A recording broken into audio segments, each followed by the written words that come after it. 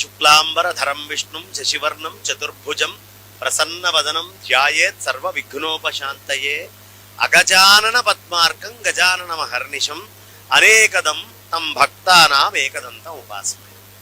ఇదే చెప్పుకుంటాం. ఇప్పుడు గజాననుడు అంటే వినాయకుడు అన్నారు. సంస్కృతంలో అగజాననుడు అంటే ఎవరు? గజాననుడు కానివాడు అని అర్థం వస్తుంది. వ్యాసుల వారు గణపతి ఇద్దరు ఓ ఒప్పందం పెట్టుకున్నారు. నేను భారతం చెప్తుంటాను, నువ్వు ఆగకుండా రాస్తూ పోవాలి అని. సరేనయ్యా, నేను ఆగకుండా రాస్తాను, నువ్వు చెప్పడం ఆగిపోతే ఎక్కడ ఆగిపోతే అక్కడ వదిలిపెట్టి వెళ్ళిపోతా అన్నాడు. ఓహో, ఇట్లా ఉందా నీ సంగతి అని వ్యాసుల వారు, సరేనయ్యా నేను చెప్పింది నీకు ఎక్కడైనా అర్థం కాకపోతే అక్కడ ఆగు అన్నాడు. అని వ్యాస ఘట్టాలు అని ఇట్లాంటి ఒక 40 శ్లోకాల పైన ఉంటాయి. ఆయన ఎక్కడెక్కడ ఆలోచించుకోవాలనుకుంటే ఇట్లాంటి పదాలు వేసేవాడు. అగజానన అనగానే గజాననుడు కానివాడు అని చెప్పి, ఏంటి గజాననుడు కానివాడు అంటాడు అని. కానీ అసలర్థం ఏమిటయ్యా అంటే, అగ అంటే కొండ, అగజ అంటే కొండ యొక్క పుత్రిక. ఎవరు? గిరిపుత్రిక గిరిజ, పార్వతి అమ్మవారు.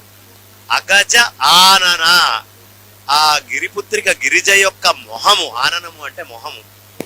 అగజానన పద్మార్కం, సూర్యుడి కిరణం వస్తే పద్మం ఎట్లా విచ్చుకుంటుందో అట్లా విచ్చుకుంటుందట ఆవిడ మొహం ఎప్పుడూ. గజానన మహర్నిశం, వినాయకుణ్ణి తలుచుకున్నంత మాత్రానే ఆవిడ మొహం ఇలా విచ్చుకుంటుంది. ఏ తల్లికి మాత్రం కొడుకు గురించి గొప్పగా చెప్తూ ఉంటే, కొడుకు గురించి చెప్తుంటే, కొడుకు విషయం వస్తే, కూతురు విషయం వస్తే అలా విచ్చుకోదు, మొహం విచ్చుకుంటుంది. అందుకనే మన ఇంట్లో ఎప్పుడైనా పక్కన ఒక కప్పు పంచదార ఇవ్వండి, లేదు ఒక కప్ప ఇంకోటి ఇవ్వండి అని అడగడానికి వచ్చినప్పుడు మీ వాడు భలే ఉంటాడండి అనే మొదలు పెడతారు. ఎందుకంటే మొహం విచ్చుకుంటుంది అక్కడ. కాబట్టి అగజానన పద్మార్కం గజాననం అహర్నిశం.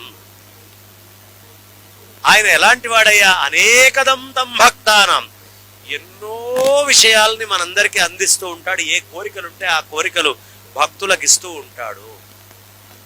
ఏకదంతం ఉపాస్మహే.